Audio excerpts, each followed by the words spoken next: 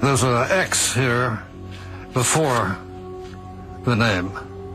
And then the name Yeshua, then the father's name is perfectly clear, Yehoseph, the son of Joseph. I have no real doubt that this is to be read Yeshua, and then Yeshua bar Yehoseph, that is Jesus, son of Joseph. Jesus, son of Joseph. Professor Cross's examination of the photograph has now shown us exactly what to look for on the actual coffin. Yud Vav Shin Ein. Yud, Shin, Vav, Ein, Jesus. Bet, Resh, son of. Yud, He, Vav, Samach, Pei, Joseph. Jesus, son of Joseph. It's quite amazing, huh? Amazing is not the word for it. Can this stone coffin be linked to Jesus of Nazareth? To answer that question, we have to examine all the archaeological evidence uncovered in this family tomb. Does it fit with Christian tradition? Does it challenge certain articles of faith? If the bones of Jesus were to be found in an ossuary in Jerusalem tomorrow, and without doubt, let's say they are definitely agreed to be the bones of Jesus, would that destroy Christian faith? It certainly would not destroy my Christian faith. I leave what happens to bodies up to God. It seems that Christians can accept the possibility that the remains of Jesus were transferred to a family tomb. Thereafter, he could have risen and appeared to his followers as the Gospels report. According to Christian faith, Jesus then ascended to heaven. In theory, the ascension could have been spiritual, leaving his body behind. In fact, those who take a strictly historical approach to the Gospels would expect to find Jesus' remains in his family tomb. When he's first buried, it's in a temporary tomb. And later, unless he somehow magically disappears and goes to heaven, which is a position of Christian faith, but if you're going to be historical and realistic, he would be put in a permanent place of burial as a good Jew. Okay? Well, the tomb, you have to have a family tomb. The family tomb of Jesus.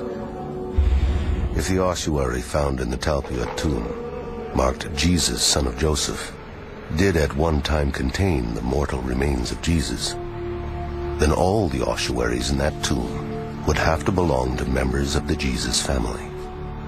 On the other 5 ossuaries reported to have inscriptions, we should only expect to find names from the family tree of Jesus. Jesus was the son of Mary and Joseph.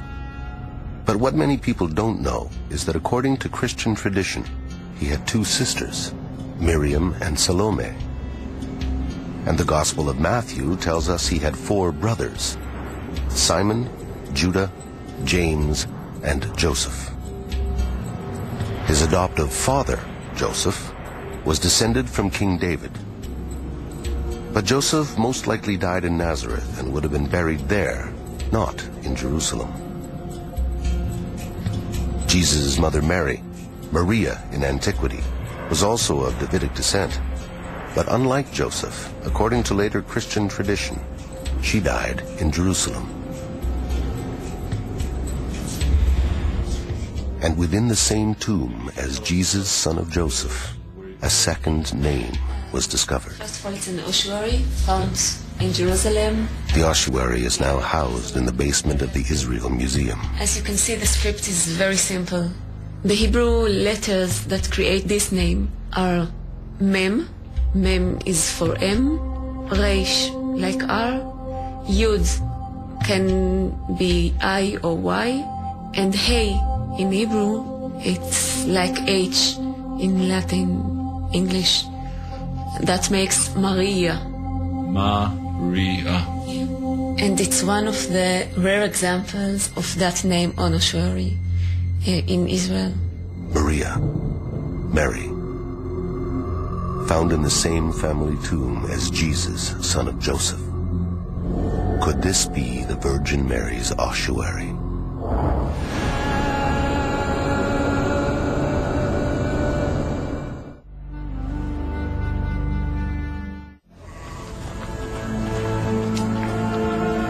Throughout history, from the first Greek writings of Mark, the earliest gospel, the Virgin Mary's name has come down to us in one form: Maria.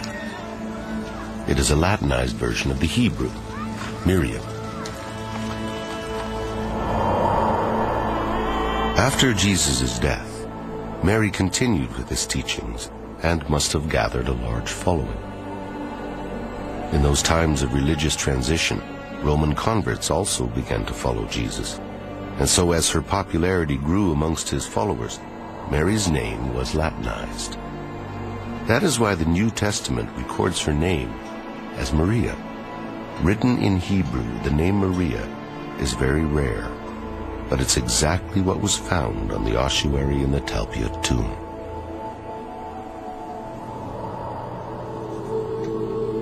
If in 1980, archaeologists had considered, even for a moment, that they had discovered the ossuary of the Virgin Mary, what other family members might they have expected to find next to her?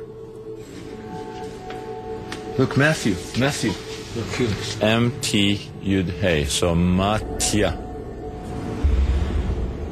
Matya, which is a short form, a nickname if you wish, of Matithya or Matityahu, which is where we in English got the name Matthew.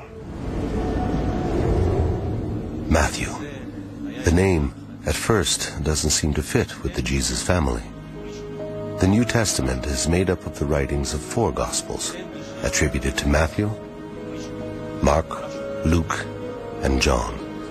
Matthew, the evangelist, was a disciple of Jesus, but scholars don't believe he was a blood member of his family. However, there is reason to believe that there were many Matthews within the Jesus family. I'll tell you something very interesting. There are 2 genealogies of Jesus. Everybody reads the formal genealogy of Joseph, his adoptive father. It's basically all the kings of Israel and on down. Well-known, great historic names. But the other genealogy is embedded in Luke. People don't notice it much. It's Luke chapter 3. You got to turn a few pages. It's Mary's genealogy, the mother. And in her genealogy, guess what? You have 5, 6, 7, 8 Matthews. Matthias. It's a Maccabean, Hashmonean name. It's a fierce name of a sort of a kingly family. It's a priestly name. You remember, Mary is related to Elizabeth, the mother of John the Baptist, who's a priest. So she's got some priestly connections there, as well as Judah, which is the tribe of the Davidic Messiah.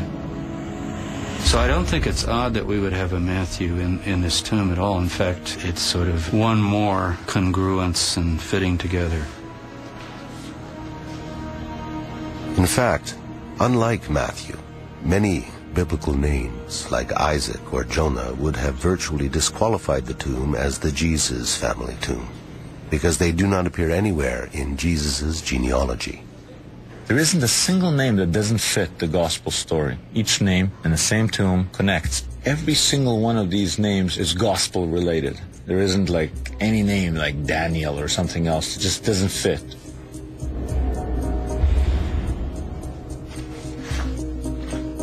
On 3 ossuaries, 4 names had been uncovered: Joseph, Jesus, Mary, and Matthew. And then on an ossuary found deep within the tomb, another name was discovered. This inscription says Yosa, with a hey in the end. It's a diminutive of Yosef. There is no question about it. As an ossuary inscription, this would probably be quite unusual.